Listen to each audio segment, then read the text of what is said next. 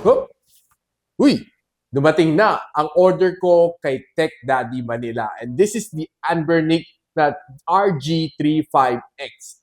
And this is the base variant na probably very affordable and very throwback para sa mga titos and titas there na mahilig sa mga gaming back then, like mga Famicom, Super NES, and a lot of those consoles na probably you didn't have a chance to get your hands on when you're growing up. Of course, syempre, hindi naman lahat tayo may kaya bumili ng each and every console before. Ako personally, I only have the Famicom and si Game Boy plus si PlayStation 1. The rest halos nakikilaro na lang sa mga classmate ko or sa mga pinsan ko if I only had the chance. But today, malalaro na natin lahat ng games na hindi mo nalaro nung bata ka, which gives you that nostalgic feel, throwing you back into the 90s and early 2000 with itong console na ito. But of course, syempre, buksan muna natin right after this quick intro. Hi guys, I'm for the Gadget Sidekick and welcome back to my channel. And this is the Anbernic na RG35XX. And nakuha ko to sa Tech Daddy for roughly mga 3,000 plus pesos. And what's nice dito kay Tech Daddy is there's a lot of add-on, guys. So one of the bonus is na flash na to into the latest na Linux na official firmware dito sa loob, which gives you yung latest na meron para dito sa Anbernic 35XX. What's also nice is nandiyan yung mga Mario games dito. Mario 1, 2, 3, Galaga, Twinbee. Yung mga games na nilalaro when you're growing up. And also some other games like si Crash Bandicoot and of course si Final Fantasy 7 ng PS1 nilagay na rin na dito sa loob. And of course si Mario Kart. One of my favorite din sa SNES before. Andito rin, nilagay rin ni Tech Daddy as bonus. And ito atin lang to. Pwede siya mag-install up to 5 games na request ninyo once na bumili kayo kay Tech Daddy Manila. Shh, secret lang natin yan. Banggitin nila si Gadget Sidekick. So basically, meron siya tatlong colors na pwede mo pagpilian. Gray, transparent white, and transparent purple. And ang hawak natin dito is the transparent purple na variant. Which I think is the best color variant of them all. So before that, tingnan natin what are the things inside. So meron tayong panlinis, wet wipes. Meron tayong instruction manual. Meron tayong tempered glass. Meron siyang charging cable din. Wala lang siyang charging brick. Now guys, just a quick reminder sa mga people who have fast chargers, hindi gagana ang iyong fast chargers dito. Based on my testing, kailangan at least 18 watts or below gagana siya dito. Mga 33 watts and above, medyo hindi nababasa or hindi nasusupport nitong Anbernic na 35XX. So, well, magagamit nyo na uli yung mga old chargers niyo na medyo slower charging. So, buksan natin. Ganda ng kanyang color, oh. Purple. So, dito sa taas siya makita mo, there's your mini HDMI port. On this side, makita mo ka ng power button, reset button, and dalawang micro SD slot. So, basically, ang kasama is one 64 gig and of course, pwede ka pa mag-expand. Sa ilalim, you have an audio jack and of course, your USB Type-C na power port. On the other side, you have your volume rocker. Sa likod, you have your L1R1, L2R2. And of course, your standard keyboard. And of course, your standard gamepad. To power up, press the power button for roughly mga 3 seconds para mag-boot up siya. Makita mo, Anbernic. And there you go. So, this is the interface. So, lahat yan very mabilis na mag-walk through dito. So, let me walk you through. So yan guys, nakita na feel having a console like this inside your pocket, inside your sling bag or your travel bag anytime wherever you go. Pwede mo ilabas to, nagta-travel ka sa loob ng bus, sa jeep, maybe sa airplane, pwede ka maglaro like this. So it gives you yung kill time and of course, letting you play all the games na hindi nyo na natapos before. Especially sa mga Famicom na wala namang save. Wala naman talaga save doon sa cartridge before, which you can save it here para matuloy-tuloy mo yung game. Kasi before, when you're playing games sa Famicom, wala namang save eh. Pag once ni-start mo, halos buong araw na, hindi mo pwede patayin. Onde, ulit ka na from the start. So, nag-start, I think, sa Sega. So, yeah, sa Sega or sa PlayStation na nagkaroon ng memory card which you can save your game during gameplay para hindi ka na umulit from the start on your next gameplay. So guys, let me just quickly walk you through dito. So this is the game room. Meron kang favorites na pwede mo ilagay dito, some of your history, search, and of course settings. So pagdating sa settings, you can check your battery, shut down yung date and time. So pwede mo testin yung mga buttons mo, no? Button sound, icon settings. You can check your background settings then if you want. Language settings, schedule mo power on, power off. Pwede mo calibrate yung backlight mo dito kung gusto mo mas maliwanag or katamtaman na ako. I'd set it to level 4. Custom buttons, pwede mo i-customize na yung mga buttons dito.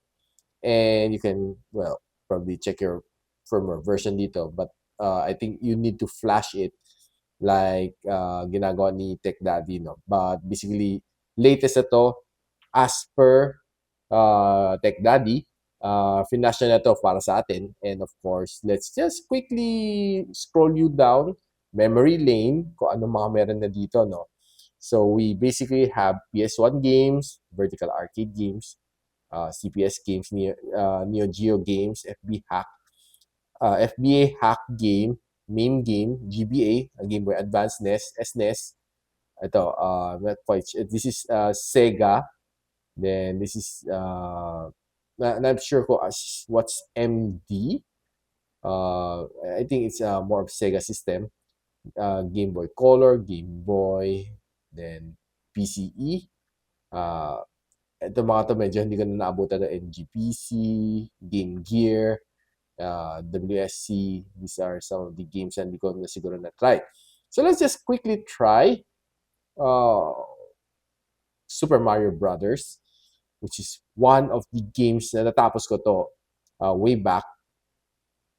So just want to give me that nostalgic feel.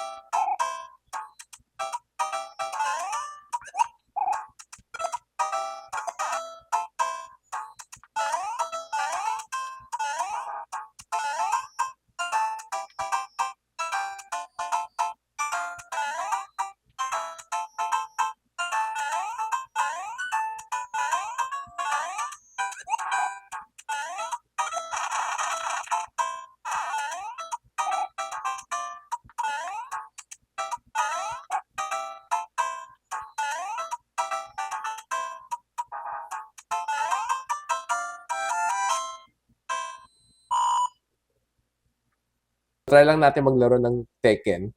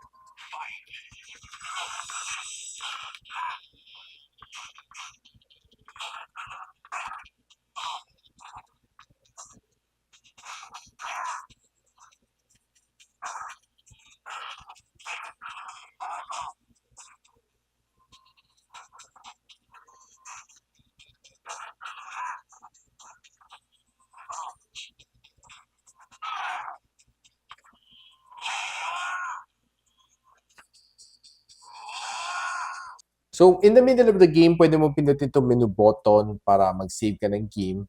Okay, pwede ko mag-save sa mga empty slot dito. Yan. Okay. So, just press A para mag-save, then B to return. So, you can restart game or just exit your game para punta ka naman sa ibang games na gusto mo. And you don't need to press the reset button. It's just another option. So, pwede ka maglaro ng Resident Evil, Crash Bandicoot, and some of the other games, like ito, Final Fantasy 7, which hindi ko rin ito natapos, no? Silent Hill is another one na masarap laruin din before. So,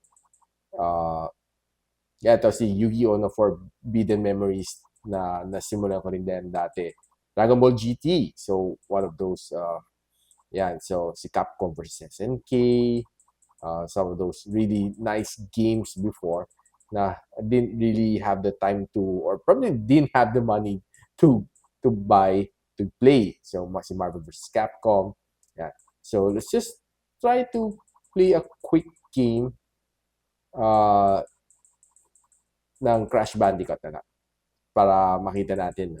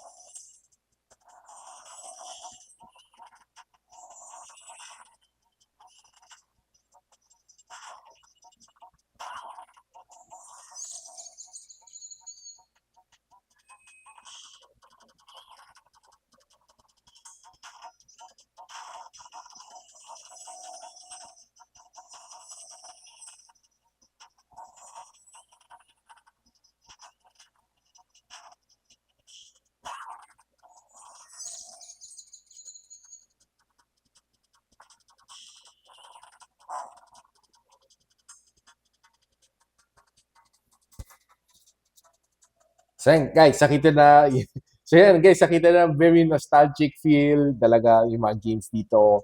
And you'll be able to play all of your favorite titles kung bata ka. And when you're growing up, all of those titles like sila Mega Man, sila Sonic, and everything down the line. And kung hindi ka pa na kontento, you can still add some games na wala dito on your own self. Maghanap na kayo ng mga respective ROMs na gusto ninyo, then i-copy-paste nyo lang dito sa memory card niya, and you're good to go. Now, if you want to get nostalgic and feel some of those throwback games, I would suggest na try na bumili nito si Anbernic RG35XX kay Tech Daddy Manila, and I'll be posting everything on the description box below. Just mention Gadget Sidekick, and you'll be getting some extra games dito sa console na ito. So guys, if you like this video, don't forget to like, subscribe, and of course, hit your bell icon para hindi nyo miss mga future uploads here from my channel. And so, ako para si Richmond, and you're watching Gadget Sidekick. What's up? Like and subscribe to my channel. Don't forget to hit that notification bell. For one of my latest uploads, click the dito. And for one of my popular uploads, click here.